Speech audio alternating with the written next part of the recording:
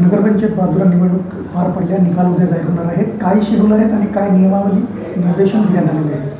नगरपंचायत बहादुरा सार्वत्रिक निवडणूक 2025च्या अनुषंगाने दिनांक 2 नोव्हेंबर दिनांक 2 डिसेंबर 2025 रोजी मतदान होऊन तो जो रिझल्ट होता, जो 3 तारखेला लागणार होता, काही कारणास्तव तो रिझल्ट पुढे जाऊन तो 21 तारखेला मतमोजणीची प्रक्रिया होणार आहे.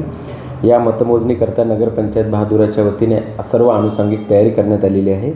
एकूण मतमोजणीचं जे सेंटर्स आहे ते नगरपंचायत बहादुरा सभागृह येथे असून त्यामध्ये एकूण 7 राऊंड आणि 7 टेबल्सवर 41 मशीनची हे होणार आहे. याच्यामध्ये वार्डवाईजच आपण हे घेतलेलं आहे.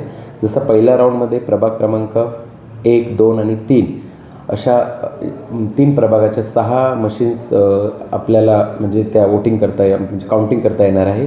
तसेच राऊंड 2मध्ये प्रभाग 4, 5, 6 आणि राऊंड 3मध्ये प्रभाग क्रमांक 7, राऊंड 4मध्ये प्रभाग क्रमांक 8 आणि 9, राऊंड 5मध्ये प्रभाग क्रमांक 10, 11, राऊंड 6मध्ये प्रभाग क्रमांक 12, 13 आणि 14, तर राऊंड 7मध्ये प्रभाग क्रमांक 15, 16 आणि 17 या पद्धतीने 7 राऊंड्स आणि 7 टेबलमध्ये मतमोजणीची प्रक्रिया पार पाडणार आहे. या अनुषंगाने सर्व उमेदवार आणि त्यांचे प्रतिनिधी किंवा मतमोजणी जे प्रतिनिधी आहेत त्यांना हीच सूचना करण्यात येते की आपल्या न्यूजच्या माध्यमातून की ज्या वेळेला तुमचा राऊंड असेल त्याच वेळेला तुम्हाला काउंटिंग हॉलमध्ये यायचं आहे आणि जसंही तुमचा राऊंड संपला त्या प्रभागाचा तर आपल्याला काउंटिंग हॉल सोडायचा आहे आणि दुसऱ्या प्रभागाचेच लोक त्यानंतर तिथे एंट्री करेल. म्हणजे अनावश्यक गर्दी आपल्याला तिथे होऊ द्यायची नाही आहे, त्याकरिता ही खातरजमा करण्यात आलेली आहे. आपण बाहेर बघत असाल तर एकूण जवळपास 150 पोलिसांचा बंदोबस्त उद्या इथे लागणार आहे.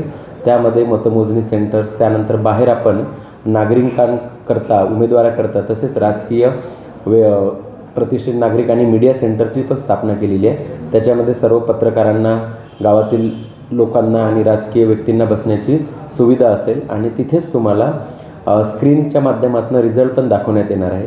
तसेच मतदान काउंटिंग हॉलमधून जो रिझल्ट डिक्लेअर होणार आहे वार्डवाईज, तो रिझल्टसुद्धा आपल्याला ऐकू येईल या पद्धतीत तो अनाऊन्स केला जाईल, जेणेकरून संपूर्ण जे काही लोक आजूबाजूला असेल त्यांना तो रिझल्ट कळेल. आणि ही मतमोजणी सुरू असताना या मतमोजणी हॉलच्या जवळपास 200 मीटरच्या पेरीफेरीमध्ये पोलिसांचा स्ट्रिक्ट बंदोबस्त असल्यामुळे त्याच्या आत फक्त जे आय कार्ड दिलेले आहे नगरपंचायतने त्याच लोकांना हॉलमध्ये येता येईल आणि ते पण त्यांच्या ज्या वेळेला त्यांचे राऊंड असेल तेव्हाच त्यांना तिथे एंट्री करता येईल. धन्यवाद.